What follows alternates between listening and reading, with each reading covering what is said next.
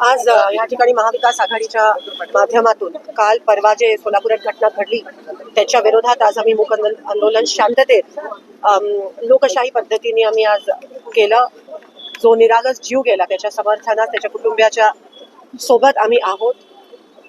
भारतीय जनता पक्षाची जी सत्तेसाठी भूक आहे त्यासाठी ते कोणत्याही पद्धतीत ते काहीही करू शकतात. विजय हासिल करण्यासाठी भाजपचा खरा चेहरा जो आहे तो आज सगळ्यांसमोर आलाय. कारण का फक्त पैसा सत्ता नाही, पण आता ते रक्तावर येऊन थांबलेत आणि या सोलापूरकरांना त्यांचा खरा चेहरा दिसला की ते लोकांच्या सेवेसाठी त्यांना सत्ता नकोय, पण जीव घेऊन सत्तेत येण्यासाठी भाजपचं कट कारस्थान पहिल्यापासून चालू आहे. आज तो खरा चेहरा त्यांचा एक्सपोज झालाय. दोन निरागस लोकांमध्ये कुटुंबांमध्ये भांडणं लावण्यात त्याच्यामधला एक निरागस जीव बळी घेण्याचं कट कारस्थान केवळ सत्तेसाठी बिनविरोध होण्यासाठी निवडणूक हे सगळं चालू आहे. आणि फक्त सोलापुरात नाही पण ठिकठिकाणी चाललंय.